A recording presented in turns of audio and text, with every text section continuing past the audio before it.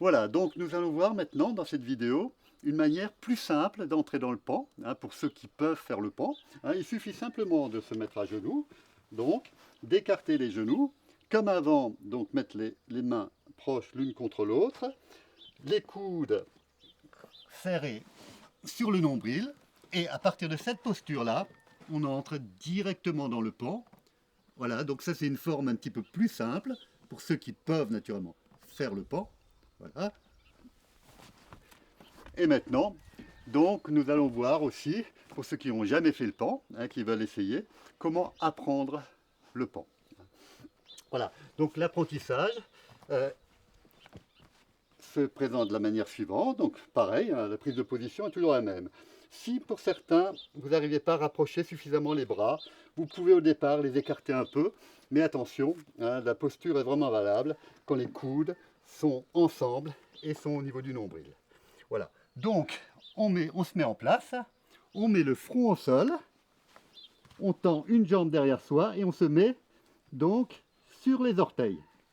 Voilà, on amène l'autre pied à côté, on soulève d'abord la tête, on avance un petit peu avec les orteils jusqu'au point de déséquilibre, donc on trouve l'équilibre, on soulève une jambe, on soulève la deuxième et on se retrouve dans le pan. On revient toujours de la même manière. Voilà. Dernière petite chose, un truc, souvent, si vous n'arrivez pas à ramener les coudes, c'est un truc de Von Lisbeth, un yogi occidental. Ils ont un très grand yogi occidental et puis un des pionniers, ils ont du yoga en Occident et donc, notamment en France et en Belgique. Il conseillait de mettre une sangle donc, qui va vous maintenir donc, les mains ensemble. Donc vous mettez la sangle, vous la bloquez et ça vous aide à garder, disons, les coudes ensemble. Dernière petite chose, quand on réussit ce genre de posture un petit peu plus difficile, d'ailleurs je vais vous raconter une petite histoire personnelle. Donc la première fois que j'ai réussi à faire le pan, à peu près correctement, j'étais allé voir Swami Satyananda, qui était mon premier maître de Hatha Yoga, et je lui ai montré. Et donc, comme il ne parlait pas, il pratiquait Muna, il écrivait sur une tablette, mais là, il a dodelinné un petit peu de la tête, comme ça, qui ne veut pas dire non, mais qui veut dire ok, oui, donc ok, c'était bon. Mais tout de suite derrière, disons, il m'a montré comment lui prenait le pan.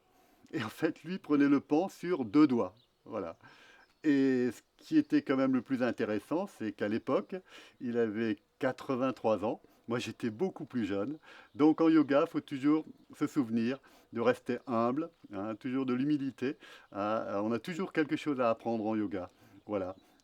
Donc, et naturellement, pour ceux qui n'arrivent pas à faire ce genre de posture un petit peu plus difficile, comme je vous ai dit, disons, c'est pas très grave, on peut toujours trouver d'autres postures qui amènent une partie des effets, mais surtout, le yoga ne se résume pas à réussir des postures difficiles.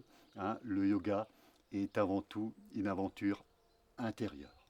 Voilà, je vous donne rendez-vous pour la semaine prochaine, mercredi, où on verra donc un autre exercice très intéressant du yoga, donc Yoga Mudra.